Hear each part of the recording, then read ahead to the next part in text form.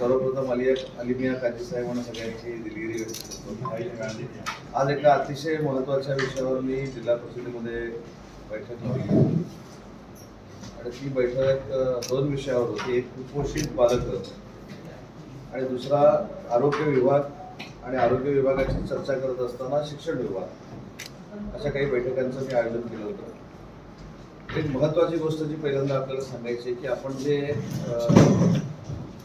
काही गैरसमजातनं 632 कुपोषित बालकं आहेत अशा पद्धतीची चर्चा करतोय, तर ती थोडी बरोबर देखील आहे आणि थोडी चूक देखील आहे।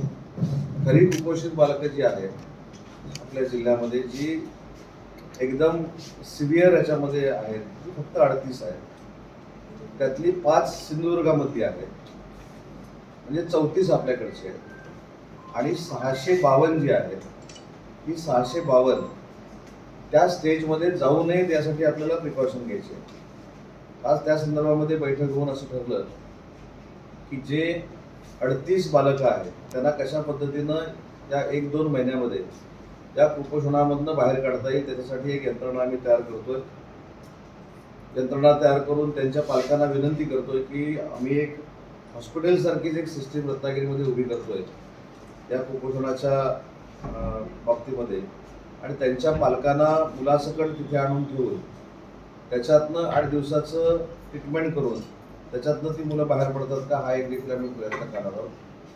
डेरवणसारखं हॉस्पिटलसोबत घेऊन डेरवणमधनं जे प्रोटीनचे आणि लाडू दिले जातात ते देऊन त्याच्यातनं कुपोषण बाहेर येईल का, त्याचा आम्ही प्रयत्न करणार आहोत। आणि DPC मधनं काही फंड देऊन औषधं किंवा पोषण आहार देऊन तिथनं ती स्टेज बदलता येईल का, हा आम्ही प्रयत्न करणार आहोत। आणि 652च्या बाबतीमध्ये असा निर्णय घेतला आहे की जेवढे आपले 56 जिल्हा परिषदेचे सदस्य जे आहेत त्यांच्या प्रभागामध्ये, त्यांच्या जिल्हा परिषदेच्या पूर्ण त्या एरियामध्ये जिथं जिथं कुपोषित बालक आहेत तिथं त्याचं पालकत्व जिल्हा परिषदेच्या सदस्यांनी स्वीकारावं, अशा पद्धतीचा आजच्या बैठकीमध्ये निर्णय घेण्यात आला।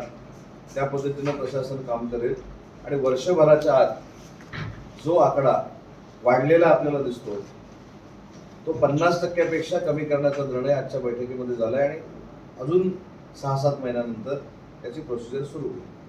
आता अजून एक त्याच्यातली महत्त्वाची गोष्ट अशी आहे की आपण ज्या पद्धतीनं गैरसमज करून घेतो, महाराष्ट्रामध्ये शेवटून 2 नंबरला रत्नागिरी आहे, म्हणजे कुपोषण कमी असण्यामध्ये महाराष्ट्रात 2 नंबरला रत्नागिरी जिल्हा आहे। परंतु कालची सगळं वातावरण बघून, आपण दिलेल्या बातम्या बघून मी देखील घाबरलो होतो की अशा पद्धतीनं कसं काय होऊ शकतं, आणि मग त्याच्यामध्ये काजी साहेबांचे प्रश्न उत्तरं, त्याला उत्तरं, सगळं घाबरलो होतं किंवा ते एवढं कसं काय कुपोषण निर्माण झालं। तसं काहीच नाही आहे। आपण महाराष्ट्रामध्ये 2 नंबरला आहोत। सॅम आणि मॅम असे 2 प्रकार त्याच्यामध्ये आहेत। ते सॅमला देखील आपण 2 नंबरला आहोत आणि मॅमला देखील 2 किंवा 3 नंबरला आहोत। त्याच्यामुळे जिल्हा प्रशासन चांगलं काम करतंय, जिल्हा परिषदेचं प्रशासन देखील चांगलं काम करतंय। जिल्हा परिषदेच्या अध्यक्षांच्या नेतृत्वाखाली सगळे सभापती अतिशय डोळस पद्धतीने या सिस्टीमकडे बघतायत। त्याच्यामुळे कुपोषण कमी करण्यासाठी रत्नागिरी जिल्हा परिषद ही अग्रेसर राहील आणि महाराष्ट्रामध्ये आदर्श निर्माण करेल, नंबर 1। नंबर 2, PSC सेंटर जी आहे ती दरवर्षी 10 PSC सेंटर स्मार्ट करण्याचा, त्याच्यानंतर मॉड्युलर OT करण्याचा निर्णय आजच्या बैठकीमध्ये घेतलेला आहे आणि सुरुवातीला 10 कोटी रुपये जिल्हा परिषदेला द्यायचा निर्णय आम्ही घेतलेला आहे। त्याच्यामधनं आपली जी यंत्रणा आहे आरोग्याची ती स्थानिक लेवललाच मिळेल अशा पद्धतीचा निर्णय होता। जास्तीत जास्त नॅचरल डिलिव्हरी झाल्या पाहिजे, त्याच्यावर भर दिला गेला पाहिजे, अशी देखील चर्चा आमच्या बैठकीमध्ये झाली। तिसरी जी बैठक झाली त्याच्यामध्ये शालेय शिक्षणासाठी ज्या खोल्या लागतात त्या किमान 200 ते 250 खोल्या नव्यानं बांधण्याचा निर्णय आमच्या बैठकीमध्ये घेण्यात आलेला आहे आणि पहिला 15 ते 20 कोटी रुपयाचा टप्पा हा जिल्हा परिषदेला देण्याचा निर्णय देखील आजच्या बैठकीत झालेला आहे।